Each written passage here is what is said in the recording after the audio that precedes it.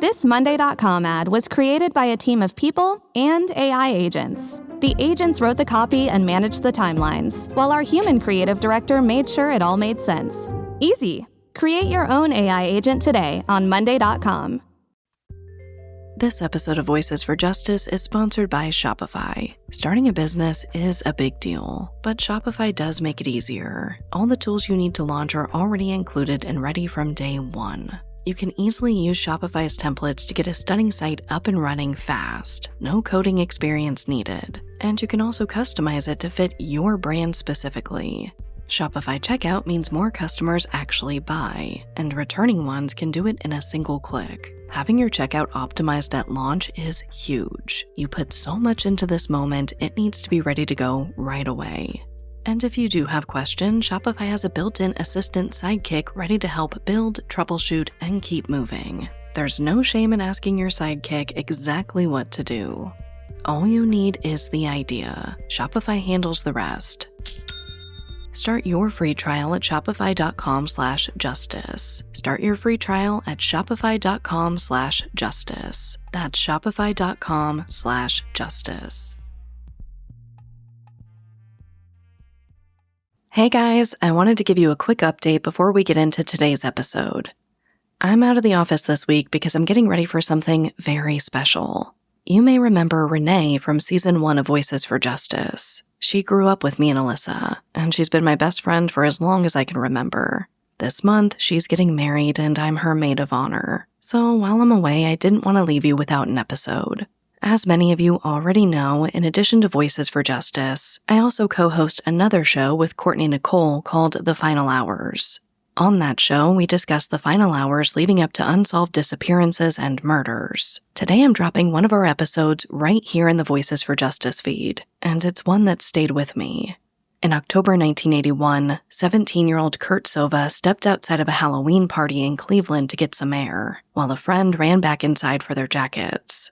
That friend was gone for just a few minutes. When he came back, Kurt was gone. Unfortunately, 5 days later, Kurt's body was found in a nearby ravine with his arms outstretched, both shoes missing, and no clear cause of death. Decades later, the police department that botched this case was exposed for corruption. That's the kind of story we sit with on the final hours. The people who went missing, the moments that led up to it, and why these cases still matter. If this resonates with you, or if you just want to support what I do here, follow The Final Hours on Apple Podcasts, Spotify, Amazon Music, or wherever you listen. There's also a link to the show in this episode's description. But without any further introduction, this is the case of Kurt Sova.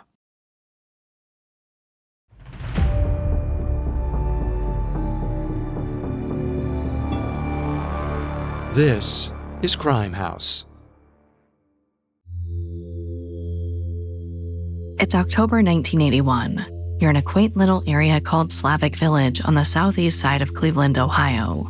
You're walking along Broadway, the main street, flanked with rows of brick buildings, no more than 3 stories tall.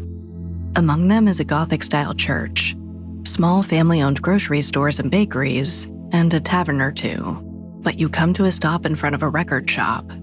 Something there catches your eye, a missing persons poster taped to the window. The face printed on it is 17-year-old Kurt Sova, who's been missing for a day or two. Then you see a man walk inside. He's been in the shop a few times before, but today he's not there looking for records. Instead, he points to the poster and tells the store manager that they might as well take it down. His reason? Kurt will be found dead in 2 days.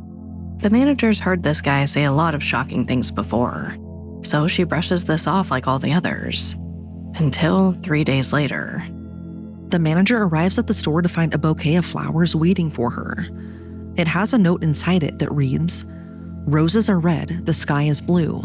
They found him dead, and they'll find you too." The him he's referring to is Kurt Sova. But what did this man know? And does he have the answers to something we're still trying to unravel 40 years later?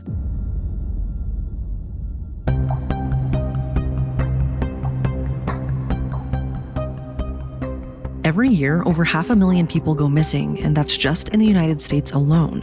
Most of those stories barely get a headline, Some don't even get a flyer or a tip line. And when cases do get media attention, we usually only get the broad strokes.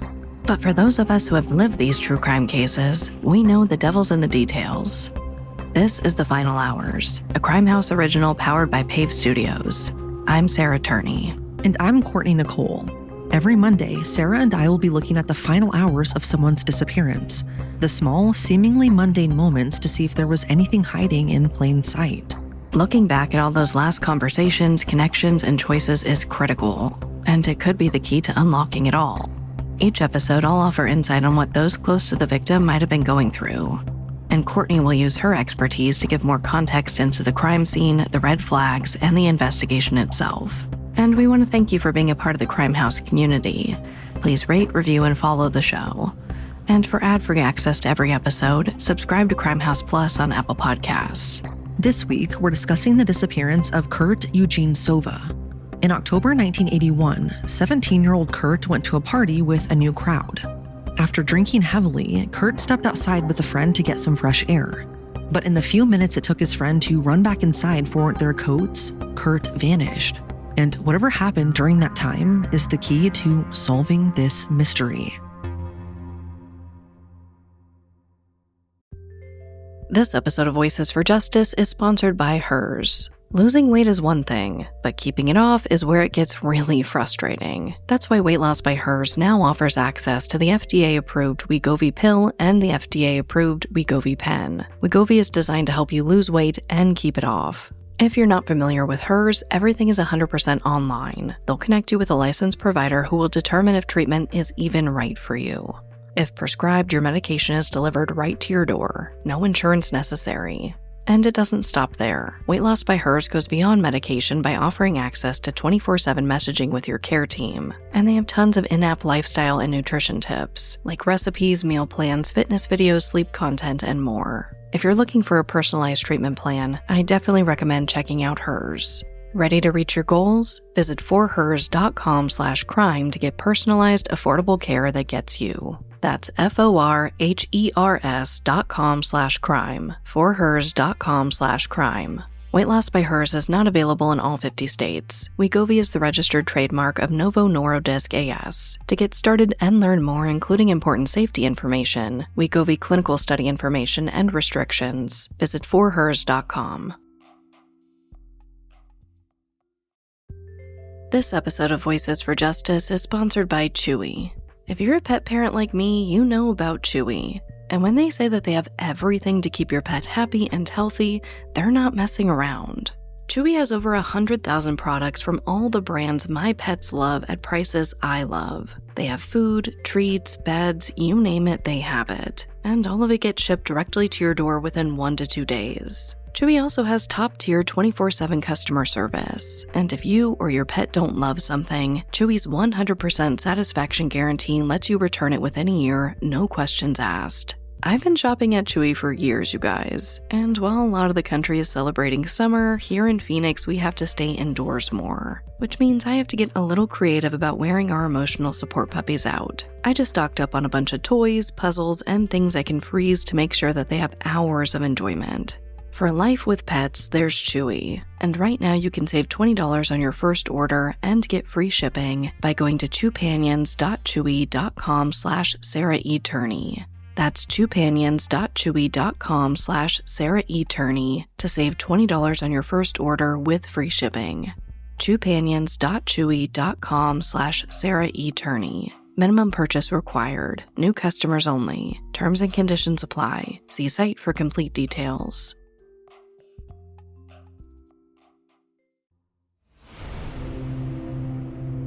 It's 1981. 17-year-old Kurt Sova is a part of a very tight-knit family. His mom, 43-year-old Dorothy, and his dad, 48-year-old Ken, are raising 4 boys. 22-year-old Kevin, 21-year-old Kenny, 20-year-old Keith, and finally, Kurt. Which has got to be a challenge, because the Sovas never had much money. So growing up in Cleveland, Ohio, all 4 boys shared one room. They had a triple-decker bunk bed with a trundle bed that pulled out at the very bottom, and the spots weren't assigned, so they would fight over who slept where. The last brother in the room was usually stuck with the bed nobody else wanted, and that was usually Kurt because he was the smallest. In fact, when Kurt was little, they nicknamed him Mouse because he made this squeaking noise that cracked everyone up. He was a comedian, someone who loved to bring joy and laughter, but it's possible that Kurt's sense of humor got him into trouble sometimes. At least the boys knew how to look out for each other, though. And since Kurt was the youngest, he got the most protection. The Sovas could roughhouse with each other all day, but they wouldn't stand for anyone else hurting one of their own. And that was a good thing, because as the boys got older, their neighborhood got a bit rougher as more wealth and families moved to the suburbs. Dorothy and Ken wanted to get out as well, but by the time they decided to leave, they couldn't sell their house. So they stayed until they were burned out of the neighborhood. Sarah means that literally. In 1975, when Kurt was 10 or 11, the Sova family went to visit Kurt's grandparents. And while they were out, somebody broke into their house and set it on fire. I feel like when you grow up in a neighborhood that is not the best, it does shape you once you become like an adult. Now I will always lock my doors the second I get home, or like the second I get into the car, I lock the doors, even if I'm just sitting in the store parking lot. Yeah, I can't relate to not locking doors. I've been this way my whole life. I also saw like people around me not have that same experience. You know, they succumb to the bad parts of growing up that way. So I think it truly just depends on the person. Some people sink and some people swim, depending on the circumstance. Yeah, that's a really good way to look at it. People don't really think about the kids specifically, like in these types of neighborhoods where Kurt is living. Like, I feel like it could affect the kids when you have, I guess, all of the families kind of moving out to the suburbs. The families that are left behind, they often get overlooked. And in terms of when it comes to like law enforcement or like the government, I feel like they're not paying attention to these smaller communities that are like rougher, so to speak, compared to like other neighborhoods that are wealthier, which is really unfortunate. Like, I just feel like they don't give a lot of resources to those specific communities. Yeah, well, we know that with more money comes more resources from the police, right? There are studies to back that up. It's not just like an opinion thing.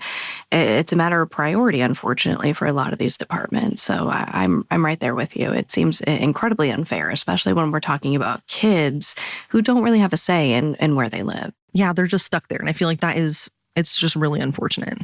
Yeah. But I mean, childhood shapes your whole life so much. So it's insane what, growing up in a certain neighborhood around a certain group of kids might do to you. I know it's in some cases like that could really shape the kids. In others, I feel like maybe they don't pay attention to it as much as we all think. Like, I don't know, sometimes you just don't pay attention to things like that when you're like a little kid. When you're really little, I feel like it's sometimes things that you can overlook because you're little and you're just like a kid, like having fun, like it doesn't bother you because you think, it's like just normal to you. Yeah, other times, it could really affect your mindset and like your circumstances. Yeah, I agree, especially when they're really little, right? I think that there's a way to speak to your kids so that they don't realize perhaps that they don't have as much as the next person. Thankfully, later that year in 1975, Dorothy and Ken found a new place in a quieter neighborhood. It was the southeast side of Cleveland called Slavic Village. Life was feeling safe and happy again. The boys made a lot of new friends, and the Sovas did more activities as a family together. They filled their days with pre-internet pastimes, sitting outside the airport watching the planes come in, going to see drive-in movies, watching their dad race stock cars. One of their favorite things to do was go camping. Kurt loved to fish, and some of the other boys hunted. Their family also owned a farm outside of town where they rode horses and played with the chickens and pigs. Kurt just wasn't an outdoorsy kid, though.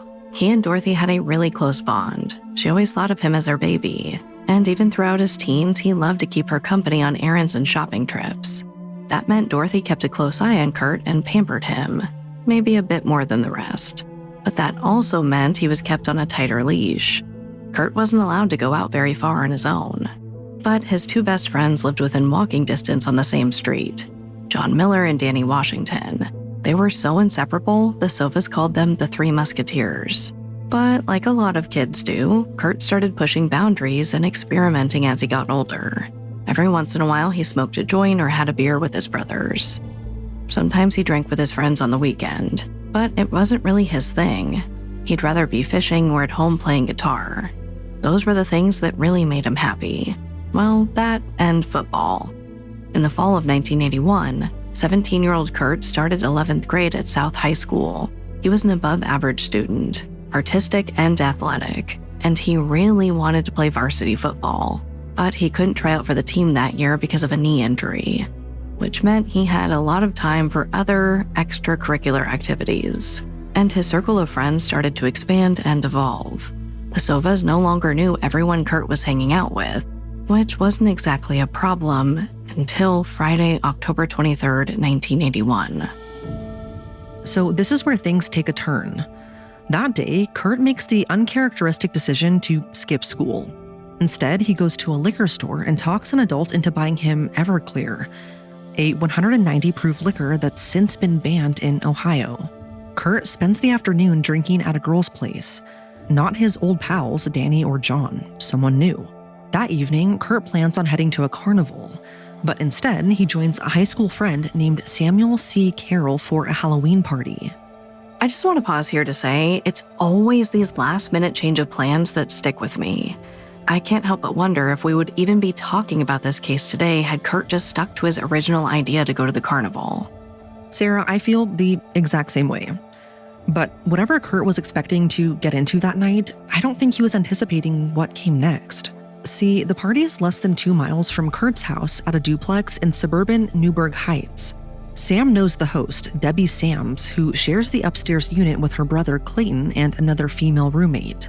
In some of our research, she was referred to by different names, but we'll call her Missy. Kurt doesn't really know anyone at the party, and a lot of the guests are older. But he keeps drinking throughout the night. And at 5'11" and only 136 pounds, he doesn't have the highest alcohol tolerance. So it's not long before Kurt's stumbling around, knocking things over, and making a bit of a scene. Then he gets sick. Missy asks Sam to get Kurt out of the house. So Sam helps Kurt down the stairs and takes him outside for some fresh air. I think a lot of us can relate to that moment. Like, one of the first times, and who knows with Kurt, right? But I'm assuming one of the first times where he drinks too much and he gets sick. It's so sad to see. Yeah, I feel like even well into adulthood, like you may get like a better understanding of your alcohol limit, but like you truly never know when it comes to drinking alcohol, especially not a young kid like Kurt. I mean, it's not a perfect science and everybody reacts differently to alcohol, right? It depends on, your weight, your height, but also like, did you eat that day? There's a million different factors. I think what's really scary to me is like Kurt is getting to the point where he is, it seems like he's pretty intoxicated. He's getting sick, but he's in this house. He's surrounded by people that he doesn't really know. And I think that makes him pretty vulnerable. Yeah. Especially when you get to that level where you're sick and you mostly can't take care of yourself, I'm assuming, and you're just past that point of reason. And it's definitely when scary things can happen. Yeah, especially like with him, like he's kind of leaning on his new friends that he doesn't really know very well, and in this case, like maybe even strangers, to help take care of him. And I think when your guard is down like that and you're intoxicated, it definitely opens up the opportunities for something really, really bad to happen, unfortunately. Yeah, especially at like a random house party, right? You can think that you're surrounded by your peers and, friends and people that you know, even if it's for a short amount of time. Maybe you've grown close to them very quickly. I think that happens a lot when you're a kid. But anything can happen at a house party. And, kids can do bad things too, but it makes me wonder, if something could have happened with an adult walking in. Like, that's my fear, right? I'm not really super scared about the kids around him. Again, it can happen. I'm more afraid of when adults enter that situation and see vulnerable children. Well, that night's a chilly one for October. Sam and Kurt spend 20 to 30 minutes pacing up and down the driveway trying to keep warm in t-shirts and jeans. So around 9:30 p.m., Sam decides to run back in to get their jackets. He leaves Kurt holding onto a chain link fence to keep himself steady. 2 to 3 minutes later, Sam is back outside. But Kurt's nowhere to be found. And this isn't the kind of place you want to be stumbling around drunk.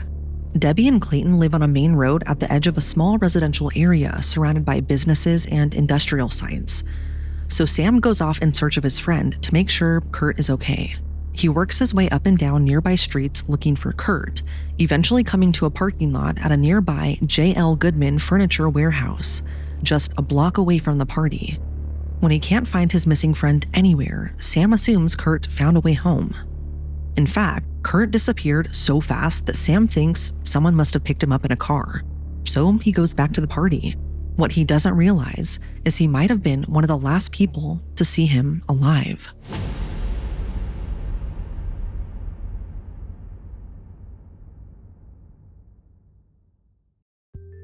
This episode of Voices for Justice is sponsored by Quince. Summer always makes me rethink what I'm reaching for every day. Lighter fabrics, better materials, pieces that just feel good the moment you put them on and look effortless. That's why I keep coming back to Quince. They focus on high-quality essentials like breathable linen, soft organic cotton, and washable silk. It really is a great balance where everything feels elevated but also easy. Quince has beautiful pieces like 100% European linen pants, dresses, and tops with styles starting at just $32. And everything at Quince is priced 50 to 80% less than similar brands. Basically, they work directly with ethical factories and cut out the middlemen, so you're paying for quality, not brand markup. My summer uniform at this point really consists of linen. I'm either in a linen dress, linen shorts, or for a little more sun coverage, my linen pants. And of course, I'm pairing it with some sandals, my favorite Quince sapphire necklace, and my brown Italian leather bag that goes with everything.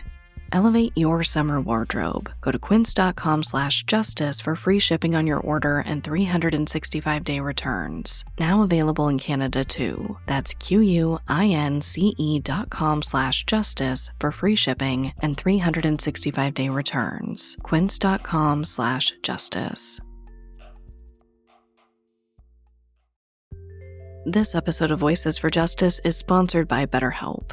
We talk about mental health more openly now, but asking for help can still feel hard, and BetterHelp's latest research confirms it. BetterHelp's 2026 State of Stigma report surveyed 2,000 Americans and revealed that 85% of Americans believe getting support is wise, yet 74% say society discourages people from doing so. I think it's important to talk about, especially how we can close that gap. If you're listening right now and considering getting help, please know that there's no shame in it. And if you're looking for a virtual solution, I definitely recommend BetterHelp. With over 30,000 therapists, BetterHelp is the world's largest online therapy platform. They've served over 6 million people globally, with an average rating of 4.9 out of 5 for a live session based on over 1.7 million client reviews. Don't let stigma stand in the way of support. Start therapy with BetterHelp. Sign up and get 10% off at betterhelp.com/justice. That's betterhelp.com/justice.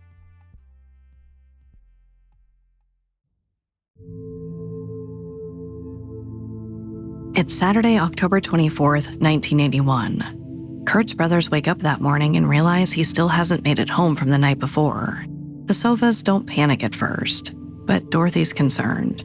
This is her baby, and she usually knows where Kurt is when he's out past 10 or 11 p.m. He almost never spends the night out, and definitely not without telling her.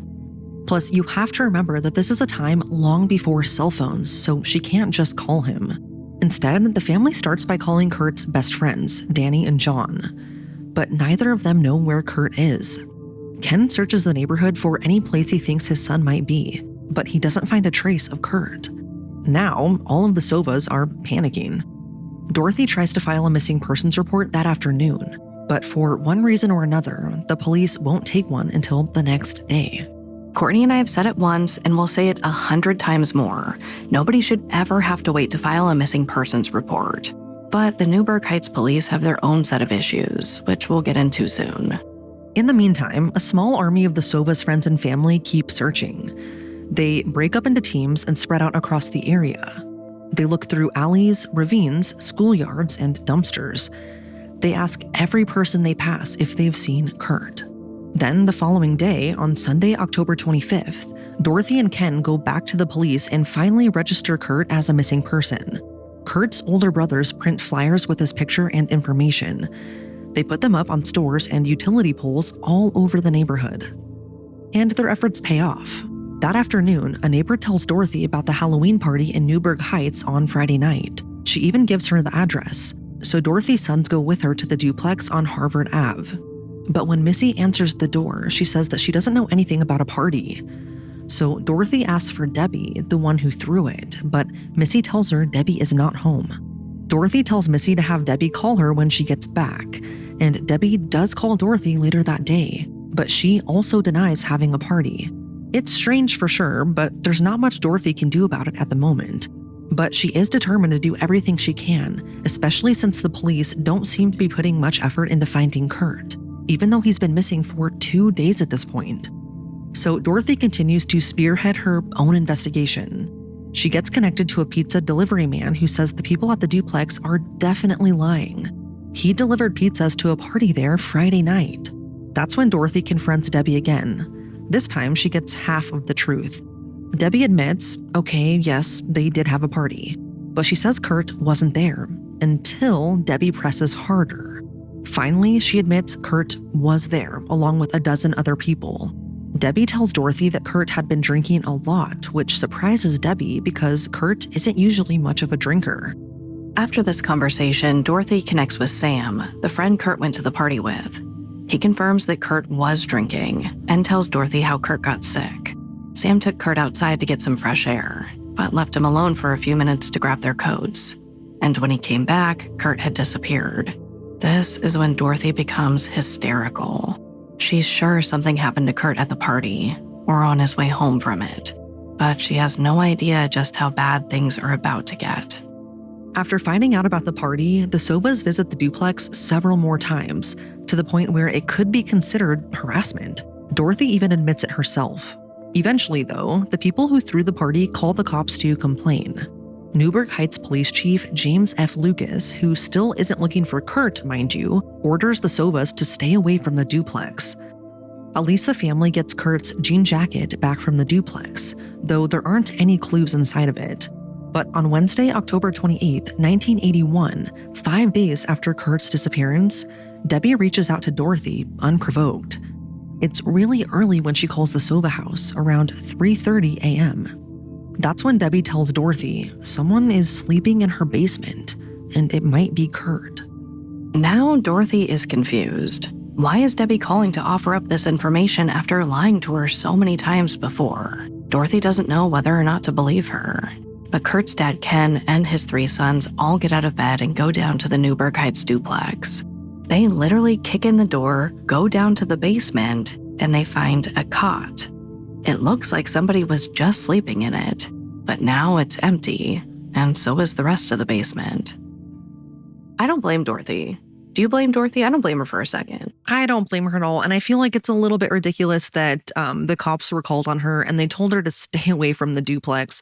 I feel like that has to be infuriating. I mean, like, you're just trying to find your son, and it seems like the police are not taking it seriously, and literally time is ticking. Like, it's Halloween, it's cold, you need to find him, and he's underage. Like, I don't understand why the police weren't taking it seriously, but no, I don't blame her. In fact, I would do exactly what she did, probably worse if I'm being honest.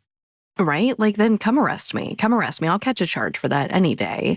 I mean, what else is she supposed to do? The police aren't doing anything. She's scared for her kid. She's going to go to the last place that, anybody saw him. It seems so reasonable to me. And like, sorry if you feel annoyed, but maybe don't lie to me. Maybe stop lying and just tell me what happened. Like, if it was just a party with a bunch of teenagers, just say it. But it seems like obviously there's something that they're hiding there. I mean, allegedly, in theory.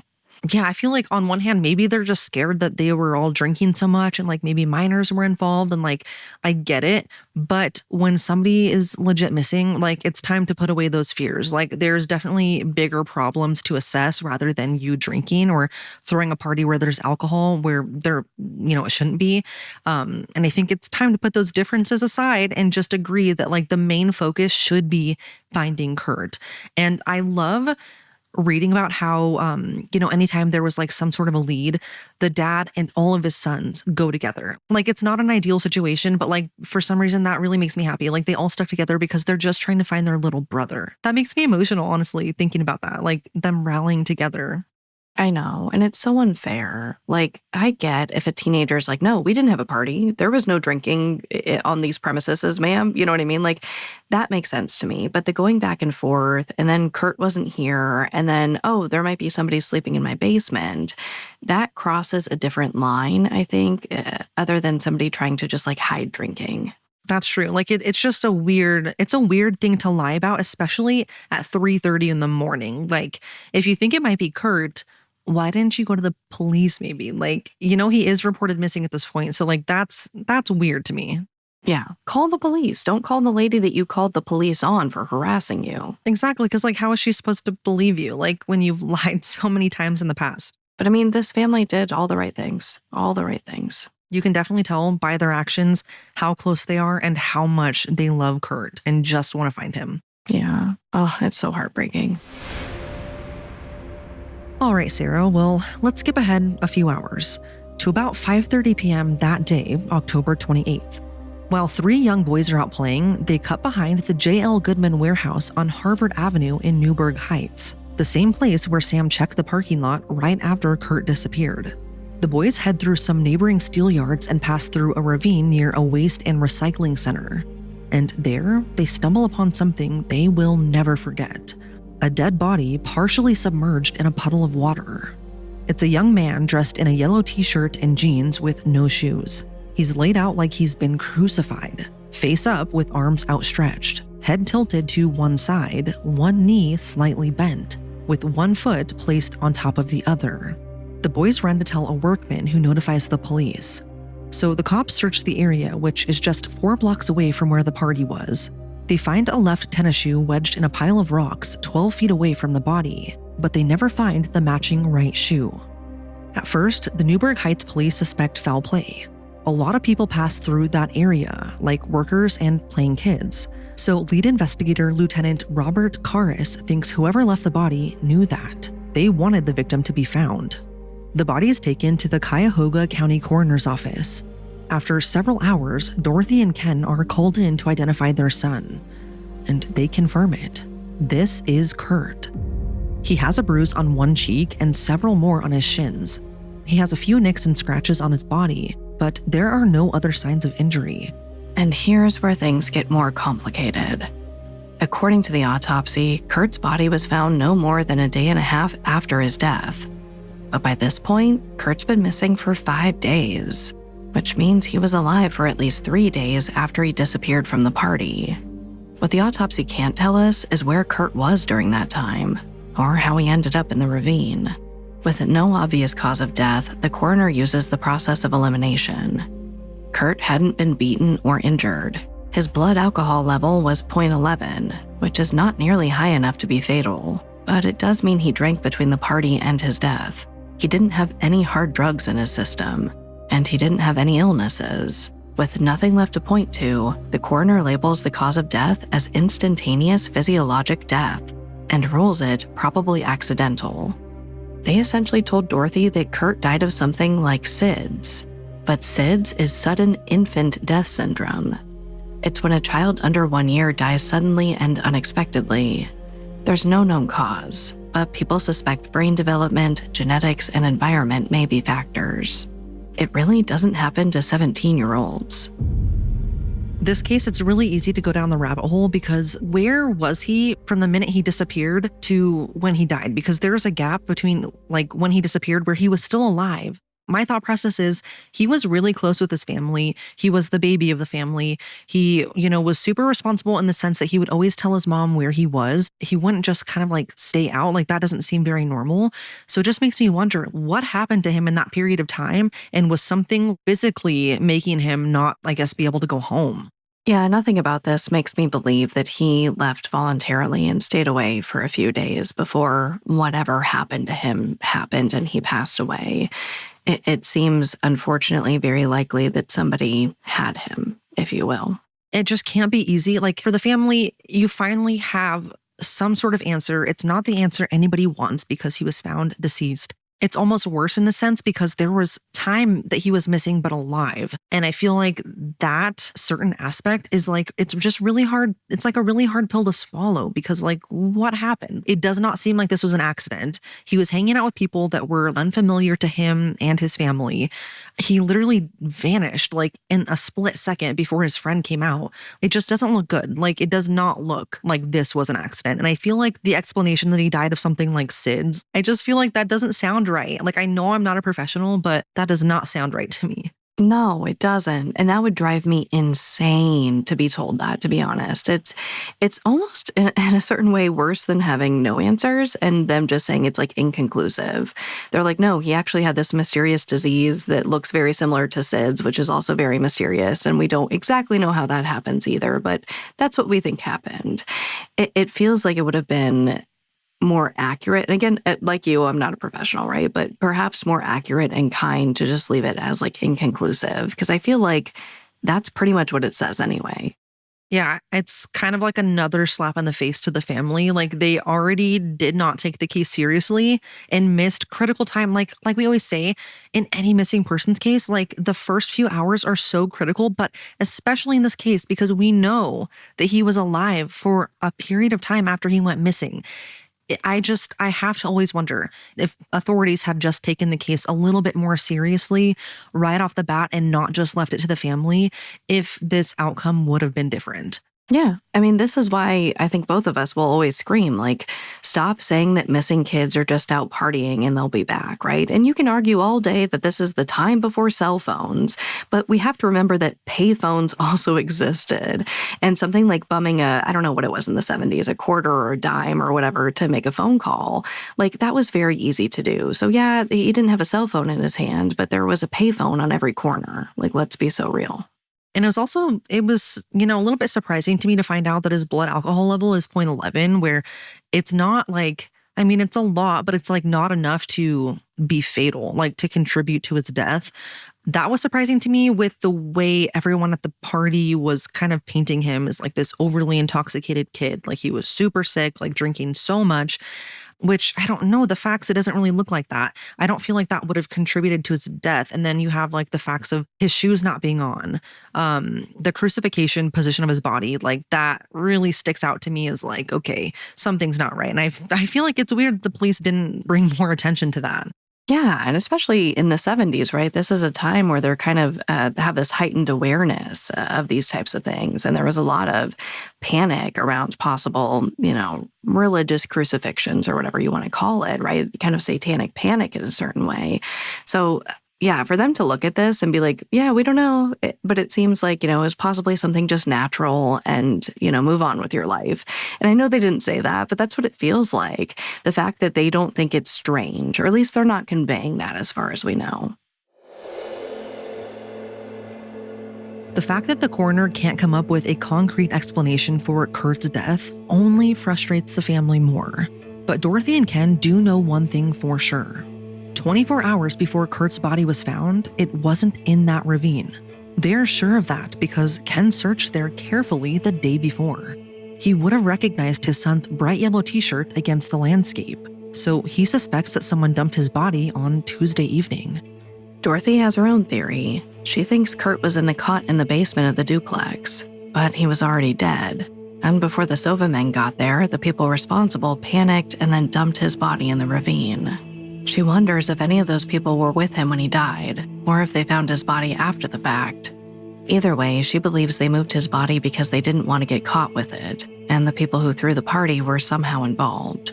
But a theory is not an answer, and Dorothy has to know the truth. The problem is, the police still aren't really investigating, even though they have a body. So Dorothy keeps asking people questions around town. She gets in touch with Kurt's friend, David Trisnick, who'd been out of town for a bit and didn't really know Kurt's family was looking for him. But David tells Dorothy he actually saw Kurt 3 days after he went missing, but only from a distance. On Monday, October 26, 1981, David was in his car driving down the road to a job interview. Less than a mile away from the Sova house, he spotted Kurt walking with another boy along a busy street. David pulled over to offer Kurt a ride, but at the same time, a van pulled up. Kurt yelled out, "Franco." Then, both boys ran over to the van and hopped in. So David went about his business without ever talking to Kurt. Now, David's kicking himself. If he knew Kurt was missing at the time, he would have done something, like followed the van. But he had no idea, and 2 days later, Kurt was found dead. Okay, Kourtney, this is a huge clue if it's true. But it's not the only shocking thing that happened that day. Turns out, a strange man had been hanging around a local record store in the Slavic Village neighborhood for the last couple of weeks. For no apparent reason, he bragged to people that he had access to dead bodies flown into Cleveland Hopkins International Airport. He even said they'd taken off their shoes, which, if you remember, Kurt wasn't wearing any when he was found. On Monday, October 26th, the same day David spotted Kurt, the man went inside the record shop. He pointed at the missing person poster of Kurt taped to the window and told the manager, Judy Oros, that she might as well take it down. The person on it would be found dead in 2 days, and they weren't going to know what happened to him. At the time, Judy was skeptical, but the prediction turned out to be true. The day after Kurt's body was found, on Thursday, October 29th, the situation escalated. When Judy came to open the shop, she learned that the same man had left a bouquet of flowers and a note for her with a neighboring shop owner. We mentioned it before. Roses are red, the sky is blue, they found him dead, and they'll find you too. Extremely creepy, we know. Which is why Judy called the Cleveland police before the man could make it back to the store that day. When he arrived, 2 detectives took him outside and put him in their car. Judy watched them give him a once-over, but then they let him go.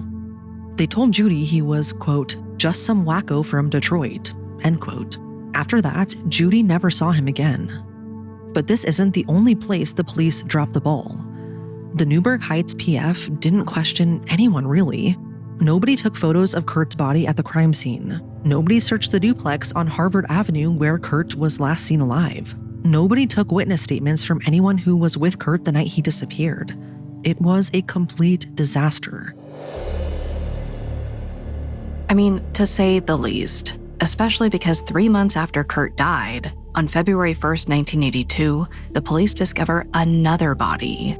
13-year-old Eugene Cavett, a boy who lived 1 block north of the Sovas and actually knew Kurt. His body's discovered in a different ravine along the same street, 2.5 miles from where Kurt's was found. Both boys were missing for several days before they died, and Eugene's right shoe was also never found. According to his autopsy, he died from falling into the ravine, but Eugene's case is never connected to Kurt's in any official way.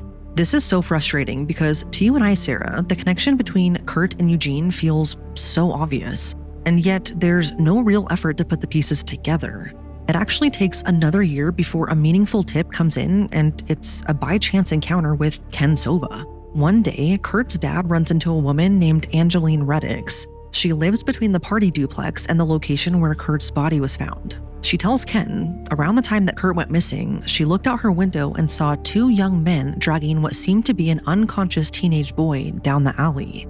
They were headed toward the ravine where Kurt's body was later found. To make matters weirder, the boy they were carrying only had 1 shoe on, and she's pretty sure it was his left. At the time, she figured they'd all drank too much and were trying to sober up. That is until a few days later when Kurt's body was discovered in the ravine. Only she didn't report it because her husband told her they had to mind their own business, and she listened. Up until the time she meets Ken Sova on the street. She tells him what she saw, and Dorothy passes the information on to the Newburgh Heights police, but they never reach out to Angeline. And Dorothy is not surprised. The Newburgh Heights police haven't interviewed half the people who've come to her with tips. Lieutenant Karras treats her like a mother who won't accept her son's death. What she really won't accept are all the unanswered questions. Where was Kurt in the time between the party and discovering his body? How did he die? And who put his body in the ravine? Dorothy works tirelessly to answer these questions herself, seeing as the Newburgh Heights police haven't put a dent in her son's case. But over time, Dorothy convinces 4 law enforcement agencies to take a closer look: the Cleveland Police, the county sheriff and prosecutor's offices, and the FBI. And then they finally get their first person of interest, someone considered one of their own.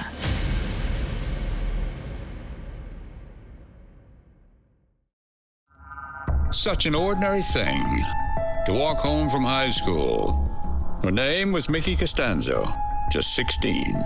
She didn't have far to go, seemed perfectly safe, until it wasn't. What happened to Mickey? I'm Keith Morrison, and this is 5 Miles from Home, an all-new podcast from Dateline. Listen to all episodes of 5 Miles from Home now, wherever you get your podcasts. It's the spring of 1983. A year and a half after Kurt Sova's death, Dorothy is fed up with the Newburgh Heights police and their lack of action on her son's case. So she convinces Detective Al Figler at the Cleveland Police Department to look into it. He gets the file from Lieutenant Karras, the officer in charge at Newburgh Heights PD, and what he receives looks like a joke to him.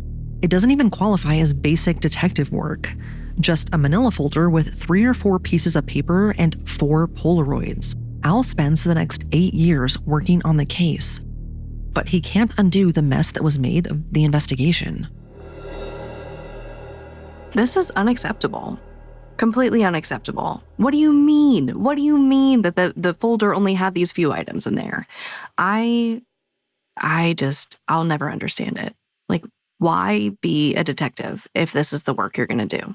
I have no idea, because you cannot tell me that 3 or 4 pieces of paper contains all of the information needed to make this like a successful investigation. Like, literally nothing was done right from the very beginning. Like, even when his parents came to the police saying, my son is missing, they literally it went in one ear and out the other, it seems like. Yeah, I mean, 3 to 4 pieces of paper, that's not even like all the interviews for witnesses, right? You're talking about a party with, I mean, we don't know how many kids, but I'm assuming more than 3 to 4 if it's a true house party. And that doesn't even include people who knew Kurt outside of the party as family members, and that's just witness statements. I mean, for all we know, those 3 to 4 pieces of paper could be like the autopsy. Especially when you don't interview any of the witnesses that were at the party that night, let alone search that house. That is just something you can never get back. At this point, so much time has passed. All of the evidence that could have been there, had anything bad happened inside that house, is no longer there. Like I said, that's just stuff that you can't get back. Like, the investigation was botched so badly that, I don't know. It's just infuriating. I really feel for this family because, I mean, imagine 8 years goes by and you get this folder. There's literally some pictures in it, 3 pieces of paper. That's just, like I said, another slap in the face. I mean, what this tells me, right, again, not an expert, but it tells me that Karras looked at this case, did a little bit of work, made up his mind, and put it to the side. That's nothing. 3 to 4 pieces of paper and 4 Polaroids, that's not an investigation. Most true crime podcasts do, more research than that. Like, an incredibly more, I can't even speak right now. I'm so frustrated for this family. But like, the level of the detective work is just non-existent. And it's very clear that he made up his mind and never had the intention of collecting this material to possibly pass on to another detective someday. That's actually kind of scary to me because this case should have been taken a little bit more, I mean, obviously more seriously from the very beginning. But then again, when you have another kid go, missing and then is found dead in a ravine, everything is very similar to how Kurt was found. You would think that after that discovery, like, Kurt's case would like be paid a little bit more attention to. And the fact that it wasn't, like, that is so concerning to me. And it just makes me question the investigations and other cases that took place around that time. Like, unfortunately, that's where my mind goes. It's just, it's so infuriating because it's so easy to not do this. Like, just do your job. I don't think that's too much to ask. Take pictures of the crime scene. Is that so much to ask? Like, I know it's the 70s and maybe this detective was like, kids drink and things happen. That's the end of that. But like, do your job. Surely that's not how you were taught. I know. And then, I mean, if you take it back to that really sketchy guy that was going into that shop and like leaving those poems, like, that's another big thing to me. It's like he said things that nobody knew at the time. And like, yes, maybe he did have some issues of his own and maybe he was just throwing things out there because he wanted attention and could. What he said was what happened, like what was found a couple days later. Yeah, just a wacko from Detroit. Is he a psychic? Is he Nostradamus? Like, who is this person that so accurately depicted this? And why is he being so weird and creepy about it? Well, in 1990, things make a bit more sense when everything comes to a head for the Newburgh Heights Police Department. Lieutenant Karras is exposed for abusing prescription painkillers. It's also revealed that he has a record of beating and stomping handcuffed prisoners. The FBI charges him with brutally assaulting 5 suspects between 1988 and 1989, including several youths. Yeah, so one of them was 25-year-old Eric Kontunsky, who was arrested on suspicion of drunk driving. When he refused to hand over his car keys, Karras bashed him in the head with a flashlight. Karras then picked him up at the hospital later to bring him back to the police station. But he didn't go straight there. He took Eric behind the J.L. Goodman furniture store, the warehouse near where Kurt's body was found. And there, he tried to taunt him into a fight while Eric was still handcuffed, but Eric refused to get out of the car. In addition to charging Karas with assault, the FBI also opens up an investigation into Kurt's death. At the same time, Cuyahoga County Assistant Prosecutor James A. Gutierrez looks into the case. He asks Lieutenant Karas, who's still with the department by the way, even while facing charges, if he himself had anything to do with Kurt's disappearance and death. But Karas denies playing a role.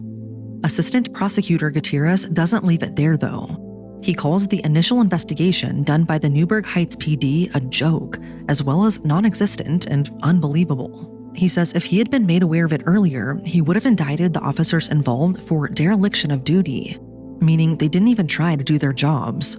When asked to explain, former Newburgh Heights Police Chief James Lucas, who was active during the original investigation, says they didn't call forensic specialists to the scene because they were a small police department.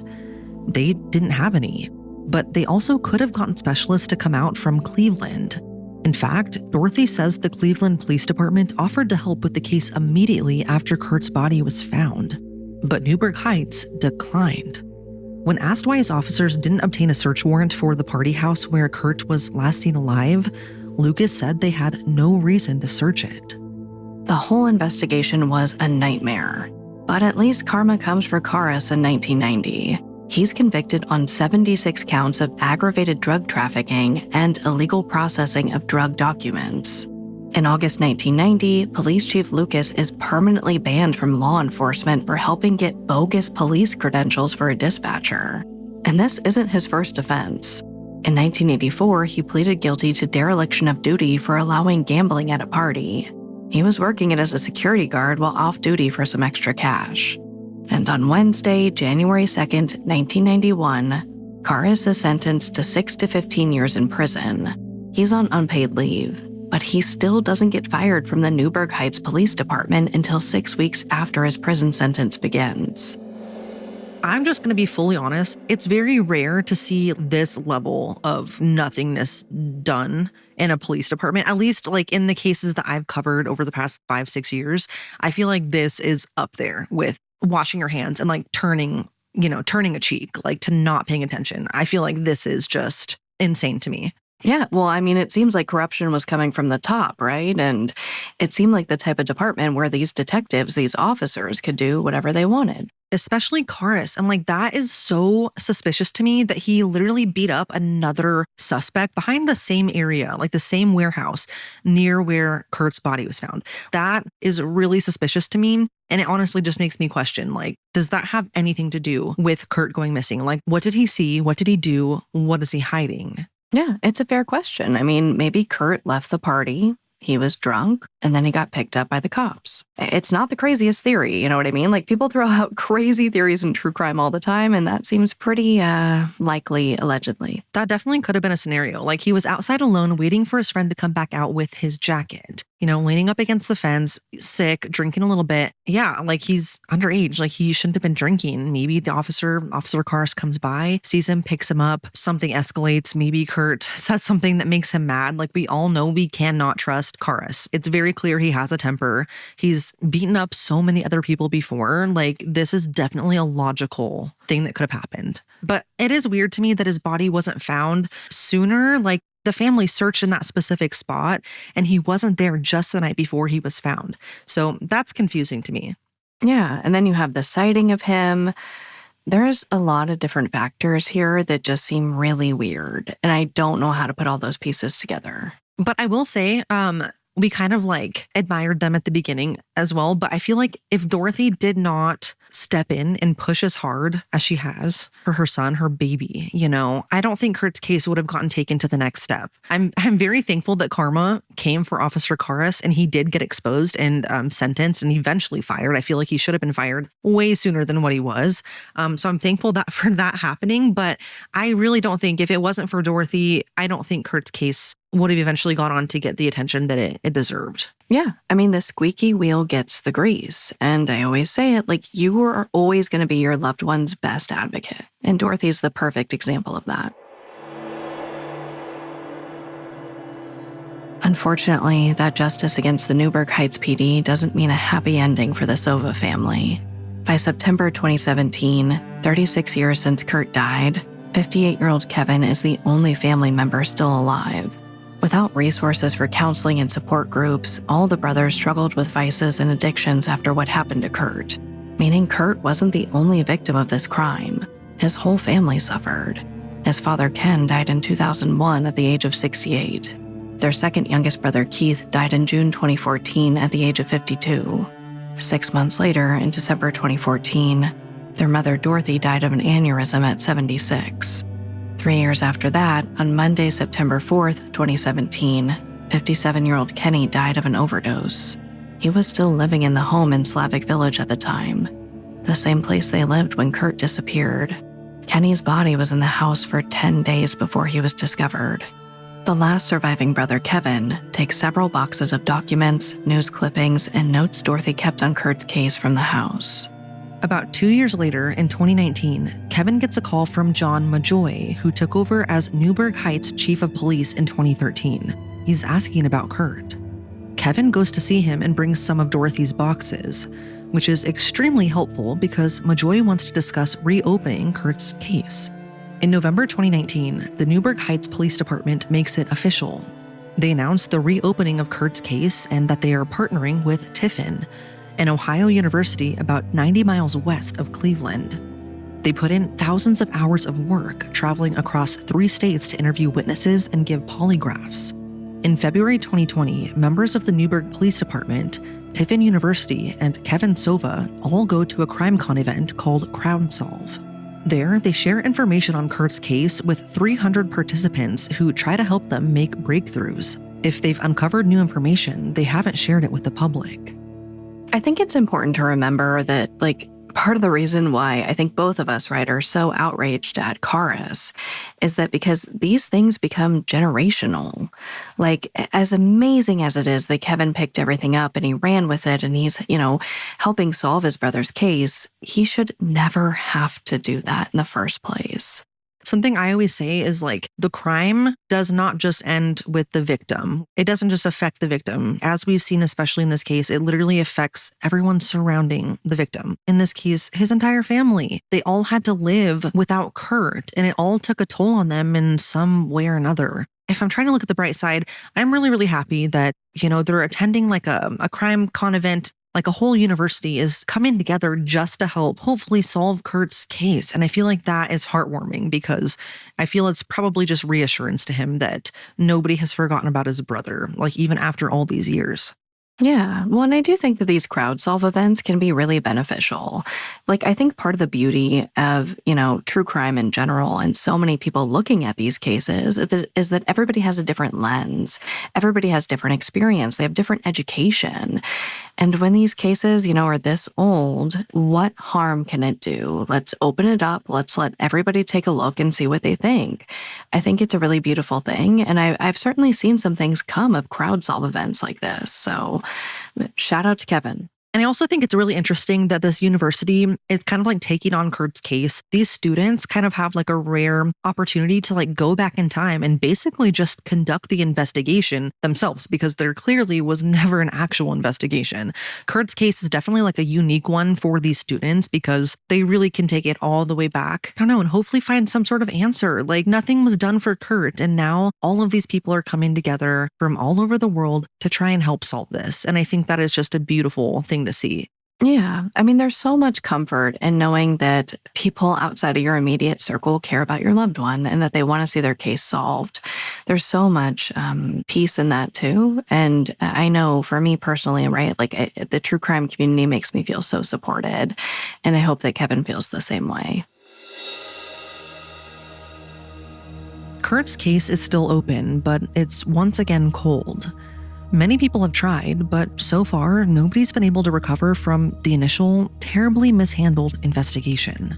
That's what's so hard about this case. We can't help but wonder if it would have been solved with the police more involved. Or what would have happened if they looked for Kurt when he was still a missing child. We know that Kurt went to a party with a new friend. Most of the crowd was older, and he didn't know many of them. Kurt drank a little too much and got sick, so he went outside to get some fresh air. It was cold, so his friend went back inside to grab him a jacket. And by the time he came back, Kurt was gone. Nobody heard him leave. Nobody knows where he went. But his mother, Dorothy, spent the rest of her life trying to find out. And his oldest brother, Kevin, is still looking for answers. So if you have any information about Kurt Sova, please contact Crime Stoppers at 216-252-7463 or the Newburgh Heights Police Department at 216-386-0024 or Sova Tips at newburgh-oh.gov.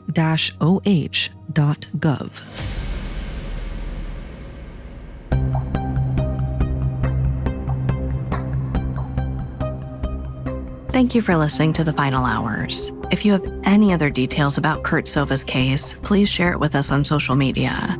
We want to hear from you. Your thoughts, condolences, and feedback are what make this community so special. At Crime House, we value your support. Share your thoughts on social media and remember to rate, review, and follow The Final Hours to help others discover the show. And to enhance your listening experience, subscribe to Crime House Plus on Apple Podcasts. You'll get every episode of The Final Hours ad-free, along with early access and exciting bonus content.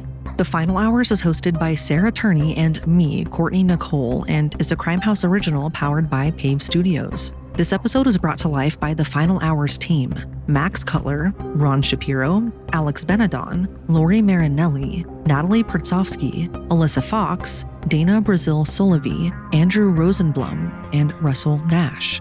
Thank you for listening.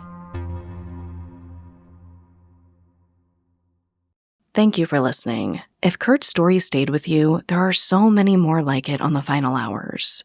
Follow the show on Apple Podcasts, Spotify, Amazon Music, or wherever you listen. Kourtney and I put out new episodes every Monday. Insurance isn't one size fits all. That's why customers have enjoyed Progressive's Name Your Price tool for years now. With the Name Your Price tool, you tell them what you want to pay, and they'll show you options that fit your budget. So whether you're picking out your first policy or just looking for something that works better for you and your family, they make it easy to see your options. Visit Progressive.com. Find a rate that works for you with the Name Your Price tool. Progressive Casualty Insurance Company and Affiliates. Price and coverage match limited by state law. Such an ordinary thing to walk home from high school. Her name was Mickey Costanzo, just 16. She didn't have far to go, seemed perfectly safe, until it wasn't. What happened to Mickey? I'm Keith Morrison, and this is 5 Miles from Home, an all-new podcast from Dateline. Listen to all episodes of 5 Miles from Home now, wherever you get your podcasts.